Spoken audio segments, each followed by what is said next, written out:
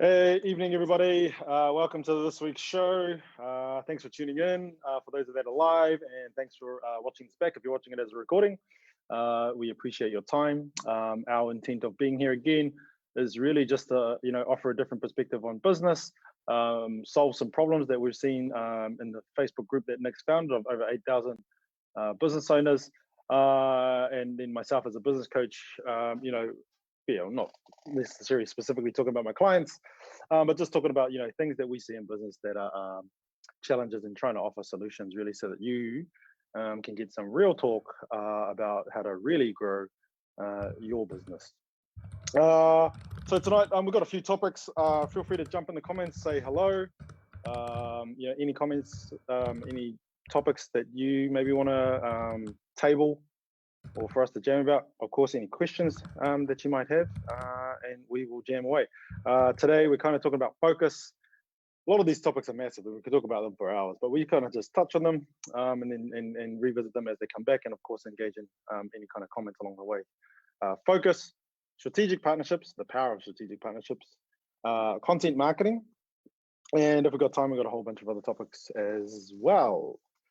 But let's see who's tuning in. Okay, Kevin Rush. What's up, Kevin Rush? And a whole bunch of other people in some notification that I can't read. Yeah. Hey, someone's crying already. Why are you crying? Because Nick's. Because you made them sad. Yeah, sorry about Nick's face. We're working on some makeup or some filters or something to help with the pain of that. Got a bit of lighting at least. Yeah, I don't know if lighting's going to fix this face that I'm dealing with. It's the one you were born with, my friend. It's the one you were born with. Yeah, man. Mum said I'm pretty. Keep pal. Go and do your thing. Yo, what's up? So who's on? Hey, Claire, Glenn, Ryan. Nice to see you guys on. And on that one there, we've got... Sorry. But anyway, yeah, so tonight, John and I are going to have with you guys. So we're keen to keep this interactive as always. So if you're watching and you want to make a comment, or you want to comment about Jung's haircut, that's totally cool with me. Throw a bit of shade. Yeah, but no, I'm seriously though, we just want to keep this real lighthearted and keep it a two-way conversation. So you guys are involved. It's not just about us sitting up, gurus or anything like that. We're just a couple of dudes from Auckland who just have yarns and tell it like it is. So that's what's going on. Hey, bro. So you up? Getting there. Focus. Yeah. So I think this is a great topic to kick off, and especially for there's been a lot of shift particularly for people in business in Auckland in the last week. There's been a big shift in not only focus but in the way that we do things. But I feel like it's a really good topic to hit at at this phase of figuring out how you're going to operate your business, because we don't know, is this just a one-off, or are we going to be dealing with this going forward? And whether we like the situation or not, we have to deal with it, because that's the way things are. So, as much as you may want to push back and be upset, and I know personally for me that's been a bit of a thing in the last couple of weeks, because I got my own views on the situation. But frick, at the end of the day, that is actually subtracting my focus. So it's a real good kind of conversation around, what do you do to focus, and how, what strategies have you got for getting yourself into the zone, to get into that focus space? How do you keep yourself in focus, and how do you know when you're not focused, and what do you do to bring yourself back into a space of focus? So I just want to open up with those thoughts, and I'm going to throw to you, John, to tell us a little about what your strategies are for staying focused in your business. I thought we weren't going to talk about politics, man. What do you think of the current government and how they're handling the situation? Talk about politics. That was my shot at triggering him, guys. He's got some pretty passionate views, and so you should, mate. In all seriousness, Right. In terms of strategies around focus, first thing I'll say is so I got a story. Actually, I got a few stories around focus that are kind of timely in terms of without sharing too much. Some of my clients and even my personal experience around focus, given the current environmental context that we're operating in. But in terms of to answer your question directly, what strategies do I use? Look, I'm a big fan of the circles of influence, Dale Carnegie. It's three circles. Just Google it, Dale Carnegie Mm-mm-mm. circles of influence, and you got the three circles, and we tend to play a lot out here, which is pretty much the circle that you can't influence. It's beyond. Obviously, here's my circle, me. I can influence this. I can make choices. I can make behaviors. Arguably, I can change my mindset or my opinion about things, although that's challenging for some of us, or most of us, I should say. That another dig? Not referring to anyone in particular That way, at all. that way. No, we all struggle with it, right? To be honest, I'm a big believer of our mindset is everything. And so when you think about it, um, our mindset is everything. And so how we perceive the world, our experience in the world and all that kind of stuff is really basically determined on how we translate, what we're experiencing, if I'm honest. But that's a bit fluffy. So yeah, there's the immediate circle. This is truly my circle of influence, and then there's this kind of outer circle, which is people, friends, family that are kind of close to me that I do have some level of influence on. Obviously, not ultimate influence on. And then there's this other level, which basically you just have no influence on whatsoever. And that's the government, the viruses, the terrorists, the sun, the moon, gravity, Wind, the rain, the fire, right? all that, right? And I think so my strategy is like as much as I can. I'm not perfect at it, but what I recommend is focus on what you can control, because when you're focusing out here, it's just a recipe for like angst and frustration and disappointment and resentment and all those negative things, right? Because whether you like it or don't, that's your translation. Like if you're Buddhist or something like that, there is no such thing as a bad thing, right? That's all just magic. That is life, as an example. But you're translating it, and then there's nothing you can do about it, whether it's good or bad. So I'm like, well, fuck, mate, like What? whatever. Yeah, you can try to, but then even out here, man, when you spend a lot of time out here, oh man, I wish my clients would buy more. Oh, our product or service is awesome. I wish the market would just catch up. Oh, fuck, I have to spend so much time educating my customers and my clients and my prospects.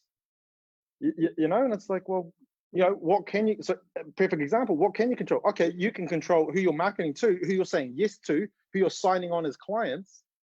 You know what I mean? And so focus on what you can control. And look, that's how I largely am. So we are quite different in this situation. You've got an opinion, and I do too. But I kind of don't care. There's a zero fucks factor there where I just like alien invasion, zombie apocalypse. Like I don't care. Like I got to look after me. I got to look after my family. I got to try and look after my clients and give as much value as I can to help them achieve their goals. And that's what I'm going to focus on. Maybe I'm being naive, maybe I'm being ignorant, I don't know, but it feels pretty good. Don't get me wrong, it's busy being a parent, having kids around, while you're trying to work or do a business or even just cook and clean. But I think I want to go a little strategic, as my brain thinks. Shoot. From a focus perspective, like what I've found is that I work well in bursts. So for starters, it's always about priorities, and it's creating a list of tasks and priorities for my week, for my day, for my hour, and once I know that, like I say, I go really well in bursts. I'll do an hour and a half flat stick. Like you can't keep me on the phone. I will just email after whatever it's got to be, get shit done. But then I'll get to that sort of that burst of an hour and a half, and then I'll have to stop, have a break, refresh my mind. Then I'll do another burst. So I might do 3 or 4 of those really good solid bursts in a day of working, and being very, very productive by channeling the energy in that time. But then outside of that time, I'm very much like almost I need to have my mind off work so that I can kind of get clarity of thought again before I go back into that burst phase. So that's kind of a strategy that I've employed, really, really well to get like huge level of productivity. I can get done in an hour and a half what some guys do in a day. because I'm just focused and I just hammer it out. So yeah, I guess that's a little bit more on the macro, where I do like the space you're coming from. Is like, hey, get your head out of the stars and focus on what you can control and what are you going to do within your business. Yeah. I call that mindset and strategy tactic. Yeah, there's lots of different systems, and I think when you're looking at a system for yourself, it's around your rhythms. And again, that takes a level of self-awareness. And let me just throw to the audience. Hey, so you were talking about focus, guys. What are your thoughts around focus? How does it affect you? How does it affect your business? What are some tips or tricks that you might have? What are some problems that you might have around focus? So I've got 2 stories. Let me know when you want me to throw to those. But what I would suggest is, about focus. Yeah, about focus. Yeah, let's have one, mate. Let's hear. Yeah. Oh, but yarns with Jung. The first thing I'll say, coming off your thing is, so I find that, I kind of work in 1 hour bursts as well. But other people, I know I've definitely had clients, man, where they need 3 to 4 hours to kind of really kind of get into something, and it's usually linked to the type of work or business that they have. And so, look, again, coming back to a mindset topic, I think largely it's about self-awareness. What are your rhythms? What are your flows? And then planning, not planning, designing, and then implementing a schedule that is relevant to you and empowers you to do your best work. And you're a sprinter or a what do you call it? Like HIIT, like interval. CrossFitter, bro. It's a CrossFitter. Yeah, cross-dresser. Yeah, so you're one of those. I mean, my burst can go long. If I'm editing, I've sat there and edited for like 8 hours straight. But that's it's brutal. It's absolutely brutal. So, but stopping. If you do 4 hours of edit and then stop, it can take you 2 hours to get back in the zone to do another 4 hours. So sometimes it's better just to plow through. And anyone that does video will 100% will echo me with that. That's the way it is creating video content. Which is kind of why I've sort of moved my focus more to what we're doing here and stuff, because it's mentally taxing. Ooh, we're gonna do a Biz Shiz update. We got a good update, or pretty kind of a little bit of but a this success. is the end of the show, not the start. Come on, man. Yeah, we got for like 14 weeks, and you still can't figure out the order for how things go. Nah, dude. Nah, I'm a processor, not a retainer. A goldfish, bro. But So and obviously there's certain types of work too, right? There's certain types of energy, that you need to have. Like drawing a painting as an example. You don't just start and then kind of ditch it halfway, kind of thing. The stories, right? So look, when it comes to focus in business, it's super, super powerful, right? First story I'll say is I'll talk about just me, myself, and then a bunch of my clients too, man. With the changing environment, man, and there's so many opportunities, right? I think that's actually the biggest problem in business is that there's opportunities. So it's more about what you say no to as opposed to what you say yes to. Mm-hmm. And it's like, it's cheaper to import things now. Or there's less taxes and tariffs on imports at the moment. Man, I should start an e-com business. Well, that was like the late 90s, early 2000s, man.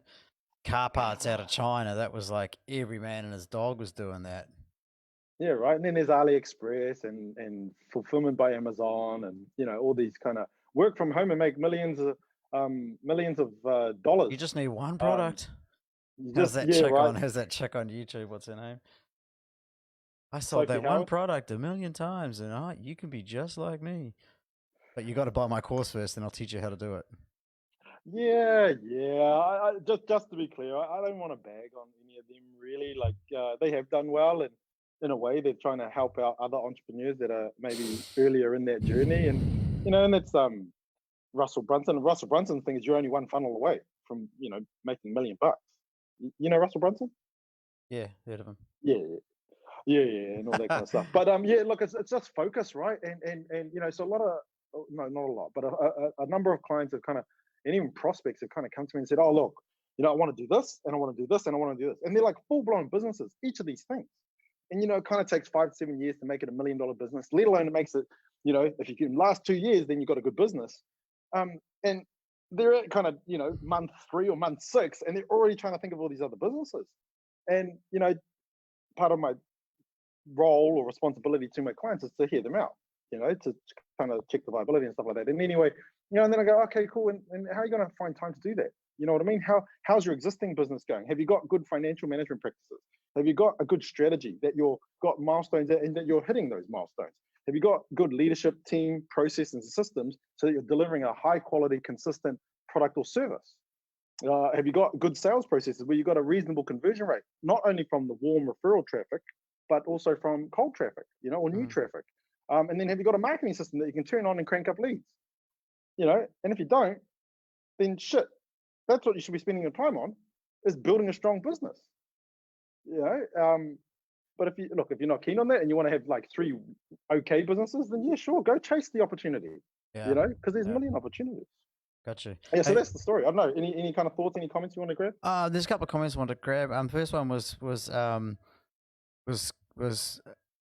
Kyle's comment. He just said, build a schedule around your perfect day, not what you assume a perfect day should look like, if that makes sense. And I think what he's saying is, try to plan as much as you can, but be prepared for the adversity, be prepared for the phone calls and the shitstorms that happen, and be able to work around it. Correct me if I'm wrong, Kyle. But one question. I'll translate that. Can I translate that? I'll translate that too. I think the key word there is your. Build a schedule around your perfect day. Right. Not what the book says or the fucking gurus or the fucking ebooks say. What's your perfect day? Man, maybe I wake up at 6. You know what? Maybe I wake up at 9 and I'll work till 9 at night. And so who are you? What works for you? Yeah, who says you got to get up at 4 a.m. and do meditation and yoga and all that kind of Right, dude, and shit, man. While we're on this thing, man, so many of my clients, they work long hours. They don't see their families, their spouses. They don't have a great relationship. Their kids, they don't never see their kids. They pay their team more than them, and the house is on the line, and they're not even sure if they're gonna pay all the expenses by the next month, let alone pay themselves.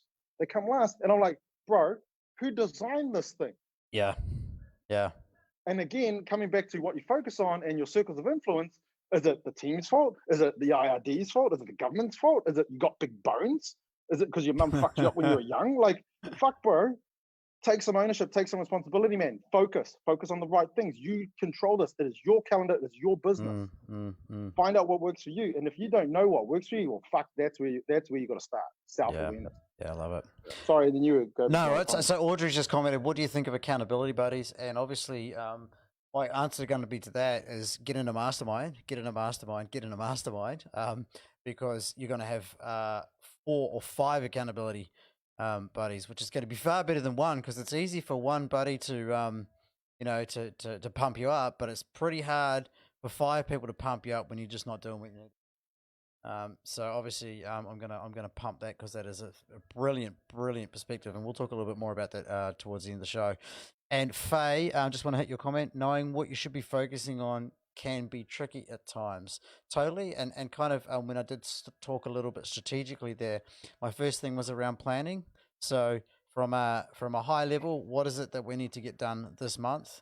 Then go to this week, then go to today, and then you break into your how whatever type of blocks you work in, whether they're an hour, 2 hours, 4-hour blocks. But it certainly is, as we talked about the other night, those big rocks, moving the big rocks are the ones that get you momentum in your business. So I agree. If we get time, can we talk about that in our Biz Shiz update? Like, man, there's so many little rocks that me and you just aren't moving, which we probably should, but the big rocks are moving, right? Yeah, right, exactly. Yeah. I've got a couple of comments. Yeah, I was going to say I want to because we're sort of 18, so I wanted to jump into the next topic. But have you got another thought on focus? Oh, look, yeah, it's good to Kyle said, your perfect day. That's kind of what he was intending, cool. And I agree, mate. You got to build your business around you, man. Sarah Ferguson, nice to see you back. Polly, if you're on, where are you? Do your homework. Where's the goals work? Let alone, what did she have? She had the business planning document too, and general kind of statement to all of us, business owners, entrepreneurs, people that want to do good shit is fucking do the homework, man. Do the work. Do your reps.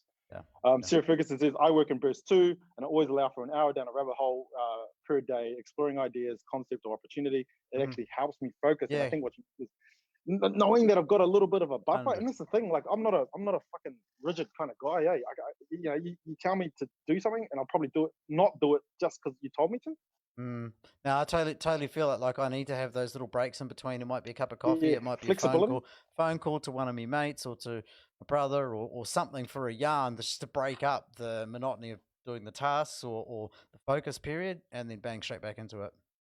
Yeah, check your grinder matches and stuff like that. Bro, What's up, Tim Thomas? Oh, yep. I was going to say, Yeah, bro, what? let's hit the strategic partnerships Yep. idea because I feel like this is such a hugely valuable topic that, you know, and I think it's so easy to overlook, particularly when you're in that blinkers on focus, just trying to get shit done, trying to deliver and trying to create revenue and create sales and stuff.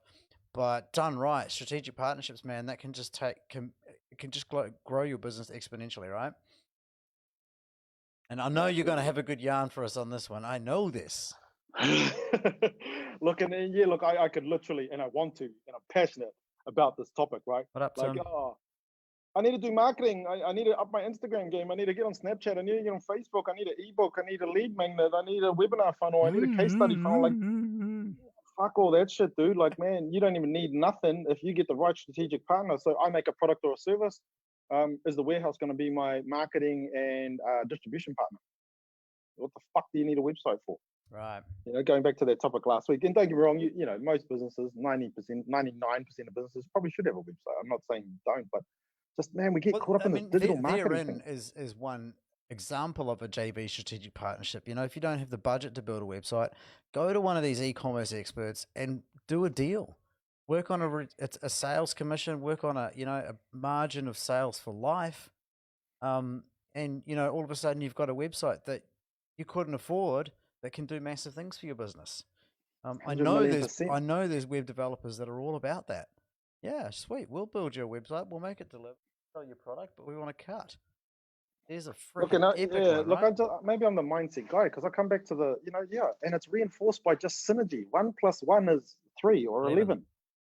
You know, and so, right, Instagram buying Facebook. Yeah, was that an acquisition or was it like a fucking strategic partnership of sorts? It comes down to synergy. You know, and that's what a mastermind is. It's when 1 + 1 = 11 or 3. It's exponential, right? And so when you look at marketing strategy, look at word of mouth and referral. Like it's got the most powerful channel or lead source into your business. But man, close second or third needs to be strategic partnerships, 100 million%. You know, and yeah, we look at, if you look at influencers, the Instagram influencers, and they're a type of strategic partnership. And look, what I'll say is, look, if you haven't looked at strategic partnerships, have a look at it. And loved what you said. Done well, they can be a fucking space rocket for you and your business. So just on that Insta famous, Gymshark, 29 years old, just got valued at $1 billion. Started when he was 18, using influencers to make Gymshark clothing popular. The fuck, man. Right.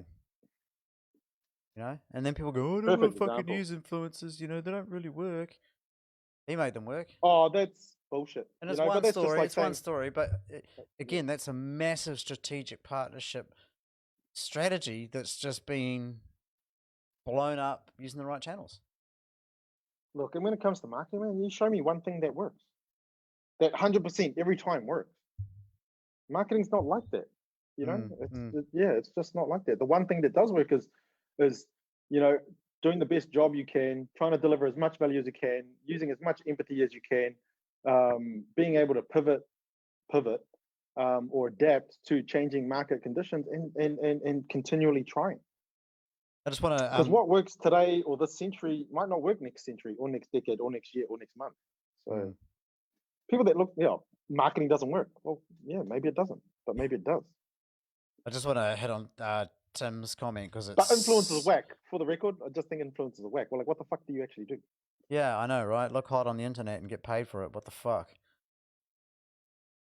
Hey, that's what you do. Nah, man. Nah. I'll do it for free because I'm that kind of guy. You got those little Nick Squats Instagram page. Google that shit up. You reckon? I just want to hit Tim's comment here because it's really, really relevant to the strategic partnerships piece. And basically he's saying if you've got a physical product, a distribution network is the most important asset. And his example was, Starbucks aren't a coffee company, they're a distribution network. And Man, it is absolutely on the money.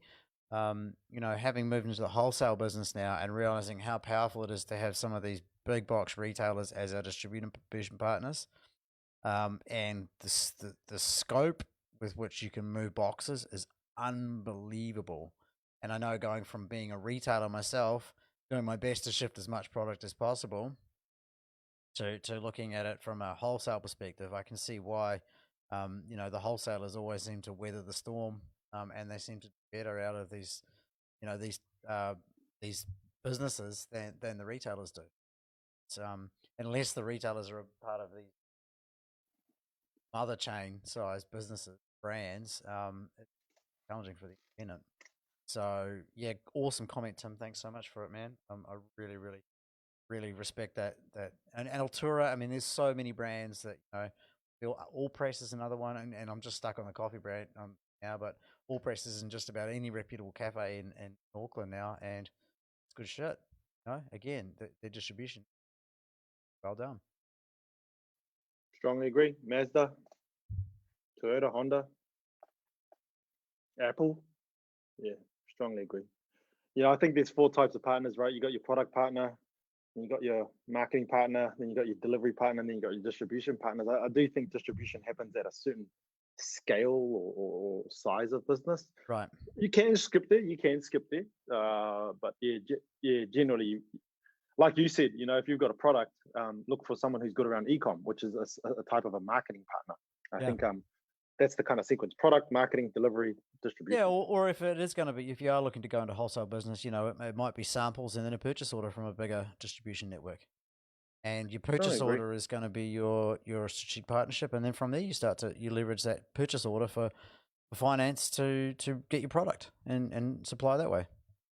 So yep, strongly agree. Obviously, you've got to have a really, a product that consumers want ultimately. Yeah. Is there anything else on that? Any comments? Any yarns? Or you want to move to the last one? I think we move on. We're probably ready to kind of we're time 27, out. So we could probably hit this content marketing one quickly. You go, bro. Well, what do you think about content marketing? Well, especially this thing like, I need to be content marketing. I need to be blogging. I need to be making videos. Right. I need to be on YouTube. Right.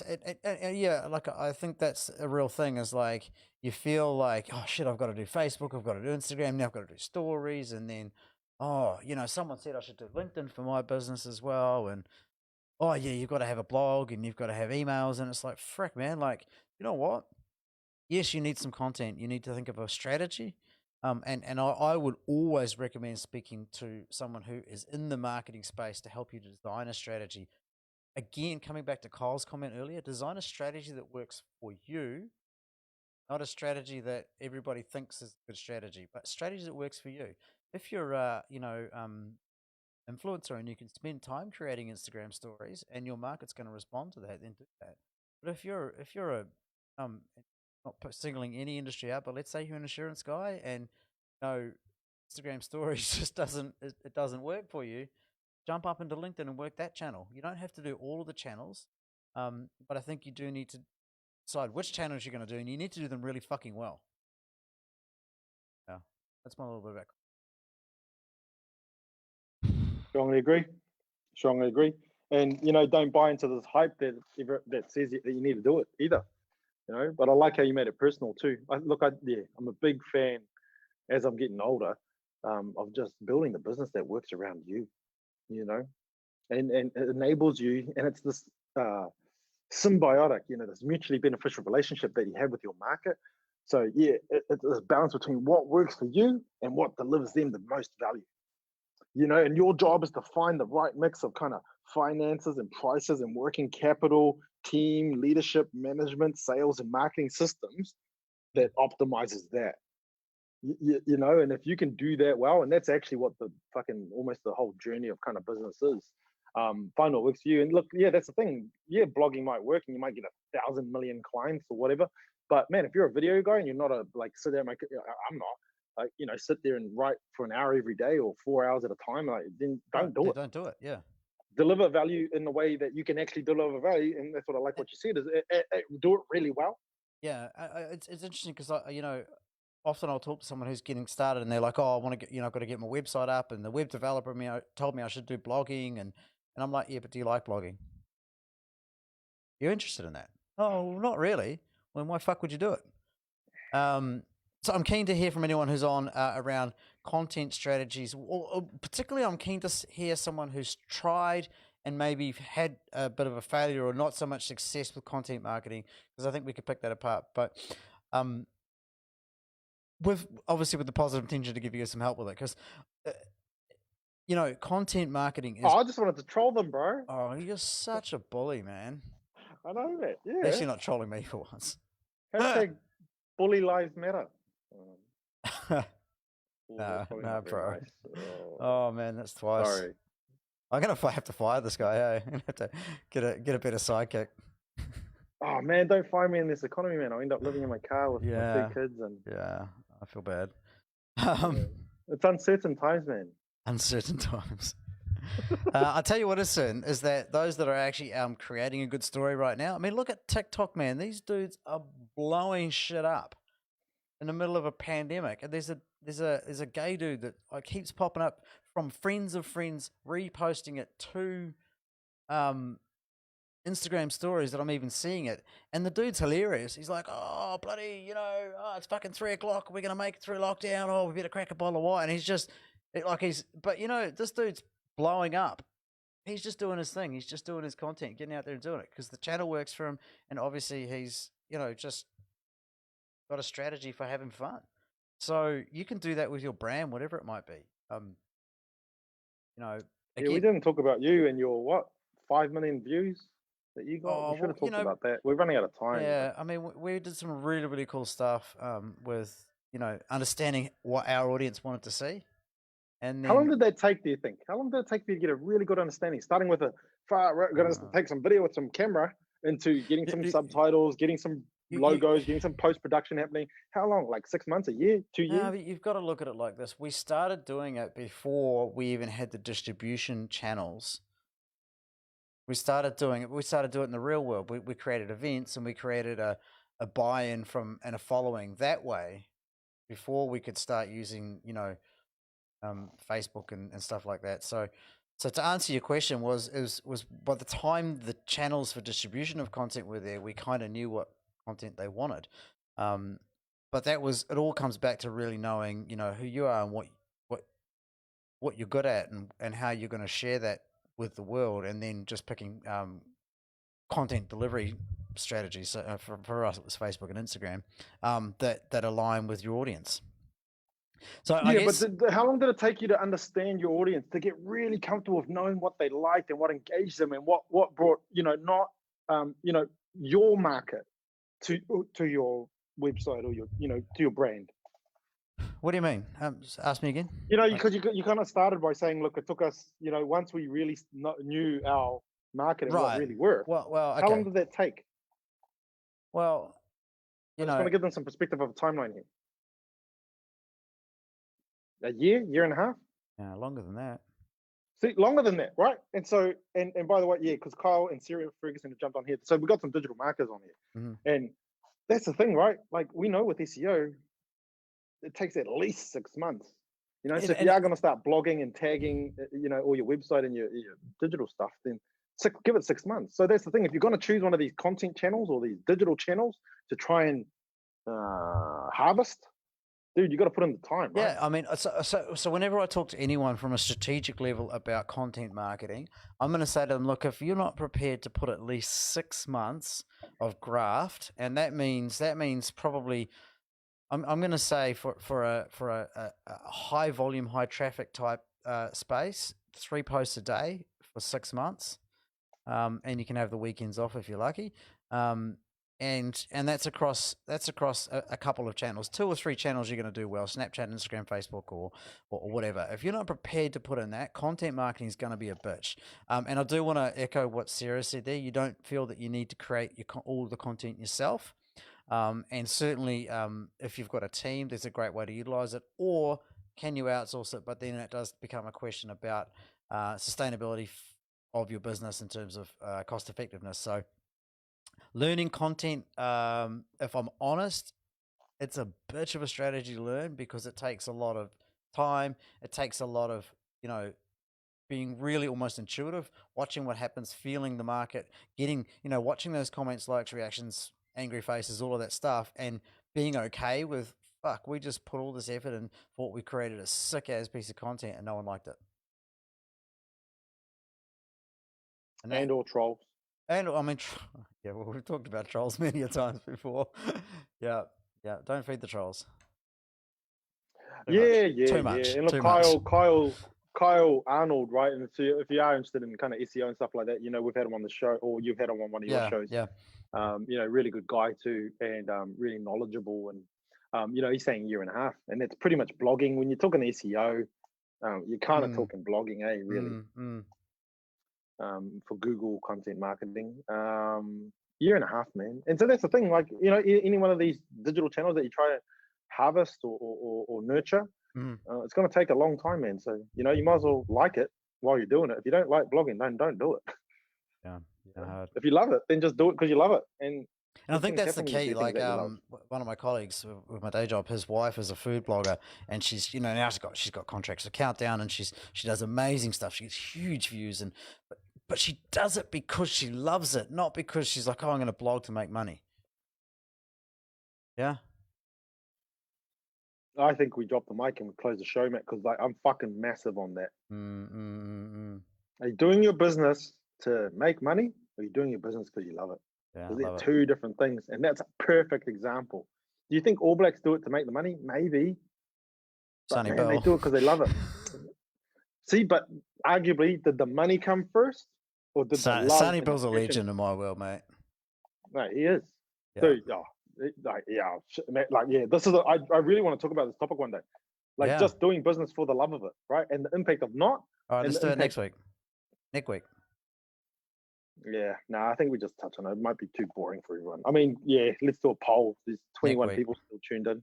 Yeah, okay. I mean, do you guys want to hear us talking about, why you want to do a business because you love it, as opposed to chasing the money? It's just to be honest, it's just a more fulfilling life. One simple way to put it. Yeah, okay, cool. Updates. Ines Bakova. Oh, yo, what's up, Ines? Hey, good pizza, man. Go check them out if you're into pizza, which I am into pizza. They've got 5 locations. Dante's Pizza. Really? Yeah.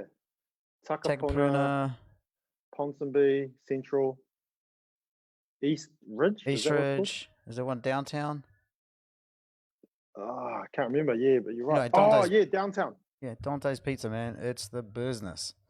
It is the business. There's a free plug for the week. All right, Biz Shiz update. Really exciting. We started our South Island squad last night using a cool little bit of tech that I've found as well, which is pretty fun. So shout out to those that were on there.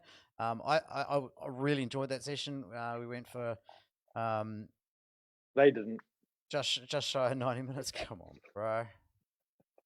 Sorry, Stink guy didn't even show up, and then he throws shade. Hey. I'm tired. Sorry. Now I'm fucking with your flow too. Sorry. No, look, it was really cool. So there was a comment earlier about the masterminds, how they work. Essentially, we put 5 people together in a group. We discuss the number 1 challenge for the week. We discuss ideas and strategies that they've used already, and then we talk about solutions that we have used ourselves or that could be relevant to this person's challenge. And from there, we set a little bit of homework, go away with 2 weeks to get that homework done. So it is like that comment earlier about accountability.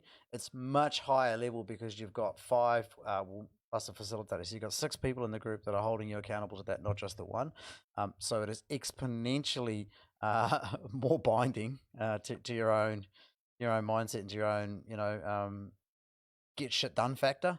So that is that's what's happening there. That's really exciting. We are really keen to get a second squad up and running, ideally for ASAP. So someone just commented on there, how do we get a part of it? Shoot us a DM, reach out to us, and we'll make that happen. Yeah, that's about the update. Yeah, you got anything else? Yeah, Nick Hoyle Community Builder is the place for you. Or 022 no. Well, your jokes aren't even good, eh? Virtual You experience used to be funny, man. Used to be. Like, 2 minutes ago when I dropped that joke. Oh, Biz Shiz update. Oh, yeah, what I'll say. Yeah, look, dude. Here we go. Here's a bit of a prediction kind of thing. Man, Biz Squads, I am serious as hell about this. It's probably had the slower start than we would have liked it to. There's a little bit of a lesson around focus. Actually, we should have talked about focus. That's what we should do. Anchor the Biz Shiz updates in our topics. But anyway, yeah, look, I've got big, I see big potential for this. They're little squads of business owners getting together, talking about business problems, solving each other's business problems, and supporting each other, accountability, getting you in a room of someone that, a virtual room of people that get it. How many people in your life as a business owner do you have around you that actually get it? That actually get it, man. And you're in this and you're in there regularly. It's just a good thing, man. And man, I swear to God, man, I'm so passionate about doing as much as I can to blow this up, man. We should be having thousands of these things around New Zealand, at least hundreds of these things around New Zealand. I agree with So you, if you're not in one, get in one. Just form your own goddamn one. Go to get 5 of your business owner mates together and go to a coffee shop or cafe, Zoom room, and just get it done, man. But otherwise, yeah, hit us up, man, because obviously we've got some process, we've got some experience, and facilitate it good, and then you get our experience and knowledge and wisdom kind of thrown in there as well. Just love Faye's comment. She says, "Man, my head was buzzing after last night." So that's pretty cool. Pretty cool. Right, and she's an experienced business owner, right? That's right. So she's on a third or fourth awesome business, comment. man. So yeah. All right, bro. Hit us with a closing comment. Let's get the show on the road. Howard Stern, one of the biggest interviewers of all time, he sits down two of the richest men in the world at the time, Warren Buffett and Bill Gates. If you don't know them, you should know them. And he says, okay, cool. Independently, I want you guys to write on this piece of paper what was the number one thing that contributed to your success, right? And these are the richest men in the world, probably for the longest amount of time in human history. So blindly, both take a piece of paper, they write one word each. And he goes, okay, cool, show us the words. He says, they both say focus. Love it. Focus on what you can control. And as you grow your power to control yourself, your circle of influence will grow. And you'll grow your business along the way. Love it. There's actually a really, really relevant Harvard study that was done. And it was a very, very similar double blind, but the ones that were the most successful were always 100% the ones that wrote down their goals and then focused on those goals. Think and Grow Rich, I'm choking Law up, of Attraction, prayer, and yeah, you just gotta focus on that stuff, man. Yeah, I see Tim's comment there. He's keen to jump in, get amongst it. So cool, that's us. Hit us up, bro. All right, guys. Yeah, look, I've probably already got like a not a wait list, but we've got like 12 registrations ready to go. It's just some useless bugger's got to get on the phone and pull it all together. That guy. Sorry if you are waiting. We will get to you soon. Yeah, all right. And we'll make it worth your while. Nick will take his shirt off or something. Tim doesn't want to see my shirt off, bro. Oh no. Anyway, thank you at the moment? Once again for everybody who tuned in for another exciting episode. I don't know, 14, 15 now. Exciting episode, yeah. Batman and Robin. I'm Batman. Jung is definitely sort of dragging our batting average down, but I'll put up with him for another week. See you soon.